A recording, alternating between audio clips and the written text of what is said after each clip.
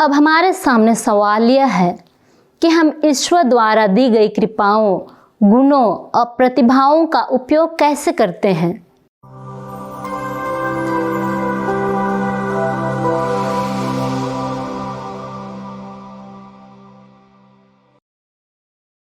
प्यारे भाइयों और बहनों, आज के सुसमाचार में हम एक मनुष्य के दृष्टांत के बारे में सुनते हैं जो विदेश जाते समय अपनी संपत्ति को अपने सेवकों को सौंप देता है। उनकी योग्यता के अनुसार एक सेवक को 5,000, दूसरे को 2,000 और तीसरे को 1,000 अशर्फियाँ प्रदान करता है। पहले और दूसरे सेवक ने उन अशर्फियों का उपयोग करते हुए लेन देन करके उनको दुगुना कर दिया।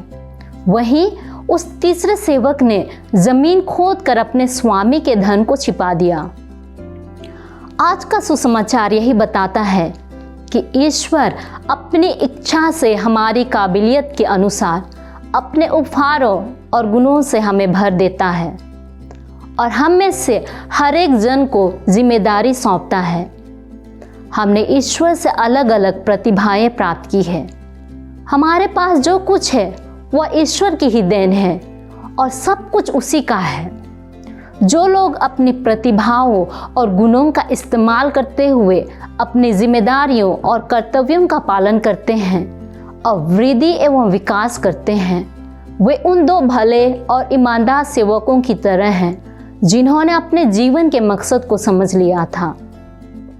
हालांकि हमें हमारी ही योग्यता के अनुसार पर्याप्त सामर्थ्य और प्रतिभा मिली है, लेकिन हम उनका प्रयोग ना करके कई बार परिस्थितियों और दूसरों को दोष देते हैं और हालातों को विपरीत बताते हुए अपने कर्तव्यों और जिम्मेदारियों से अपना पीछा छुड़ाने की कोशिश करते हैं।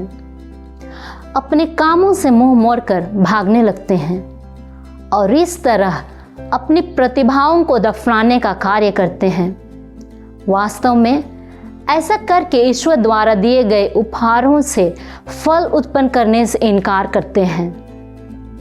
यहाँ हमें याद रखने की जरूरत है कि सुसमाचार में उन सेवकों का न्याय उनके हैसियत या दर्जा से नहीं किया गया था, बल्कि उन्होंने किस तरह स्वामी के संपत्ति का उपयोग किया था उसी के आधार पर उनका निर्णय हुआ था। अब हमारे सामने सवाल यह है कि हम ईश्वर द्वारा दी गई कृपाओं, गुणों और प्रतिभाओं का उपयोग कैसे करते हैं। ईश्वर हम सबको कई प्रकार के उपहार और अवसर प्रदान करते हैं। यह हमारी बुद्धि और इच्छा पर निर्भर करती है कि कैसे हम उन उपहारों और अवसरों का इस्तेमाल करते हैं। हम सबको अलग अलग वरदान और प्रतिभा मिली है।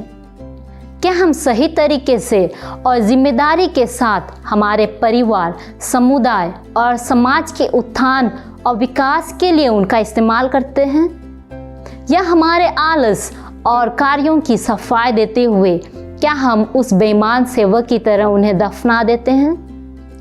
आइए हम अपनी जिम्मेदारियों और कर्तव्यों को समझने की कृपा के लिए प्रार्थना करें। आमीन।